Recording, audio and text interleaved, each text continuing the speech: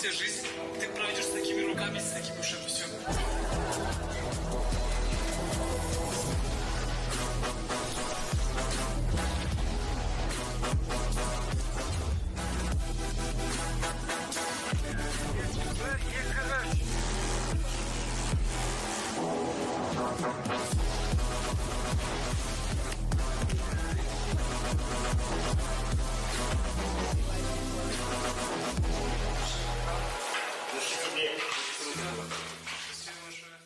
Вообще мы стесняемся себя, мы стесняемся своих возможностей.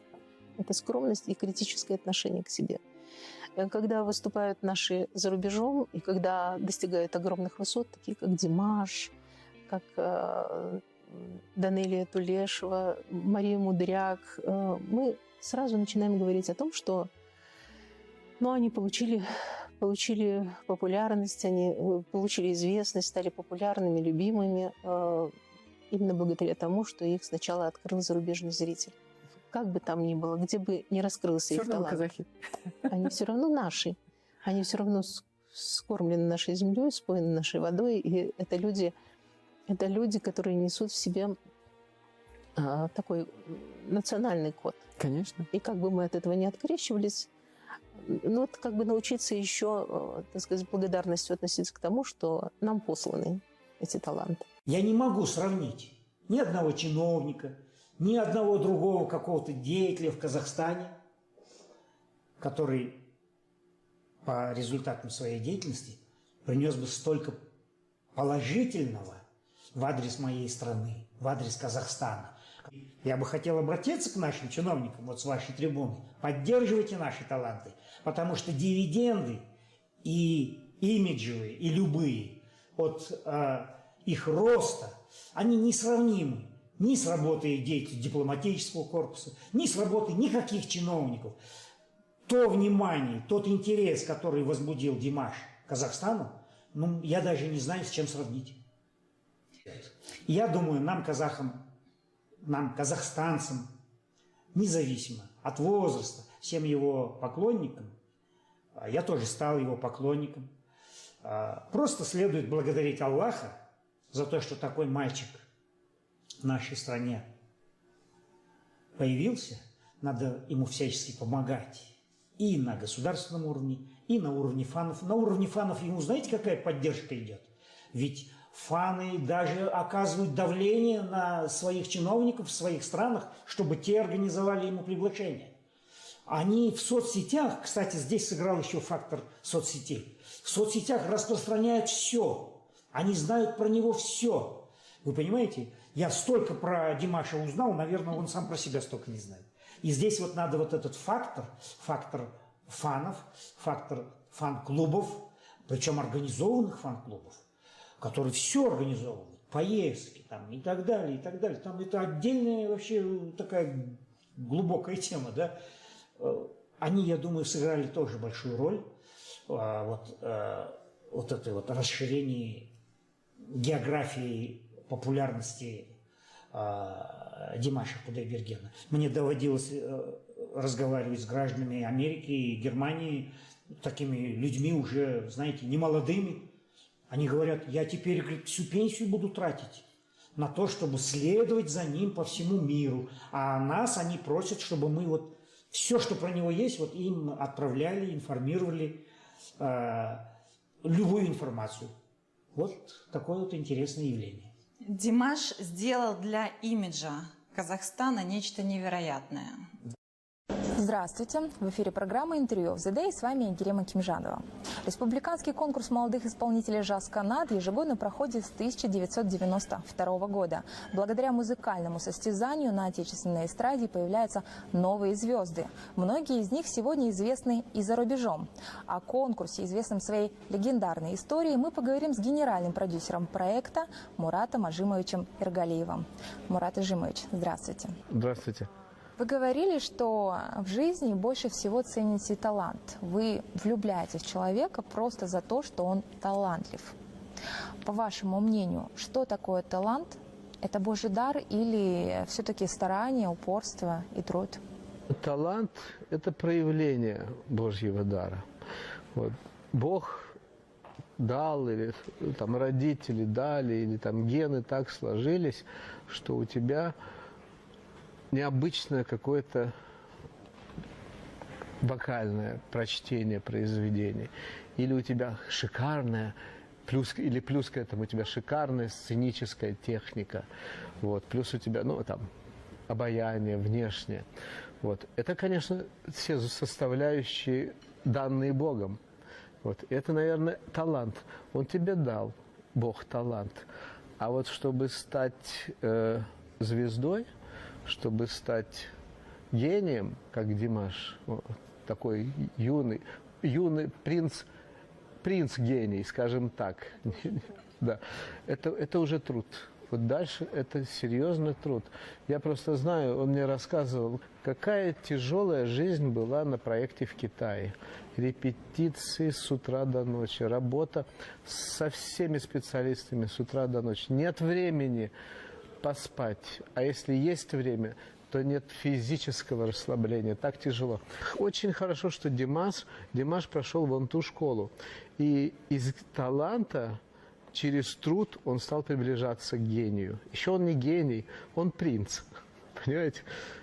Это просто один из примеров, как стать из талантливого человека просто большим. Наверняка в вашей жизни остались яркие, запоминающиеся и даже комедийные моменты, которые потом, впоследствии сыграли свою роль. Расскажите о них. Однажды отъезжает от гостиницы автобус с участниками, и там мне сообщают, мы в 9 часов закон отъехать утра, в 9 часов отъехать от гостиницы. Отъезжает автобус, я говорю, все нормально, все, уехали, да. Димаш Кудайберген опоздал. Я говорю, вы его ждали? Нет, конечно. Я говорю, правильно. А сам думаю судорожно, какую же причину найти, чтобы его оставить? Он сидит, плачет там в первом ряду. Это вот в 2012 году. Да, в 2012 году. Я говорю, так, я хочу узнать, кто давал ключи сегодня от гримерок? Ну, ко мне зовут там бабу Машу. Баба Маша.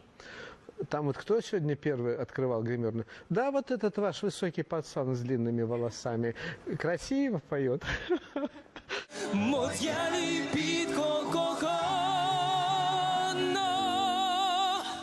Вот баба Маша, благодаря ему узнали, что Димаш опоздал на автобус, но он взял такси и раньше этого автобуса приехал. Вот какое чувство ответственности. Я думаю, вот наш человек. Вот не стал там махнул рукой, он должен был приехать. Вот наш человек. И таким образом случайно он вступил на эту сцену, и, может быть, могла бы измениться судьба вообще человека.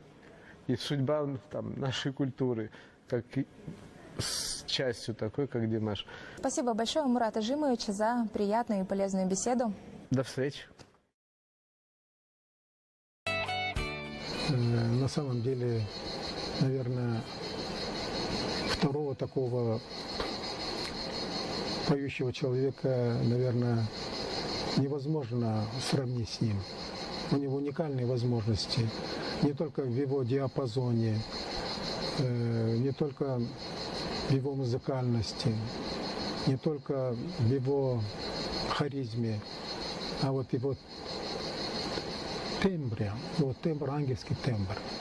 Это так звучать может только ангел, который ниспослан свыше. Поэтому я воспринимаю его на самом деле очень по-особому. И поэтому считаю, что у него есть сверхзадачи. Мне очень хотелось бы, чтобы он свою сверхзадачу сумел реализовать. Давайте вспомним церемонию открытия универсиады. Там вы пели с Димашем Кудайбергеном. Это было такое фееричное шоу. Вы были в прекрасном красном платье.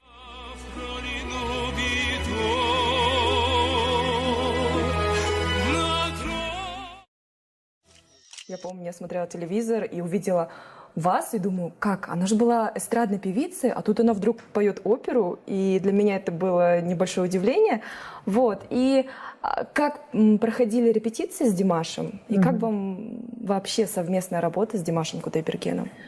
Я считаю этого молодого, талантливого человека уникальным. Мне понравилось с ним работать. Как-то вот все было достаточно легко и просто. Просто встретились на студии, записали песню, порепетировали. И как-то вот так вот все и получилось. Вот. Ну так мы с ним на связи.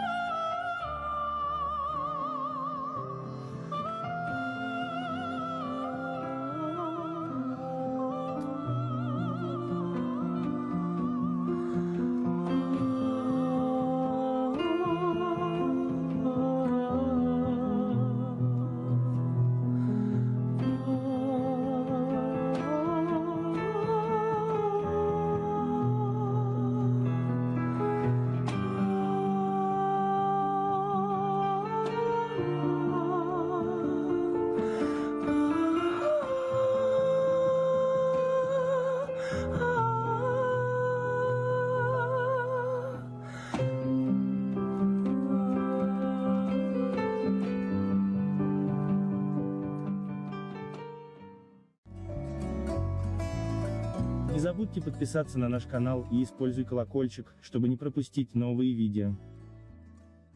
Не забудьте подписаться на наш канал и используй колокольчик, чтобы не пропустить новые видео.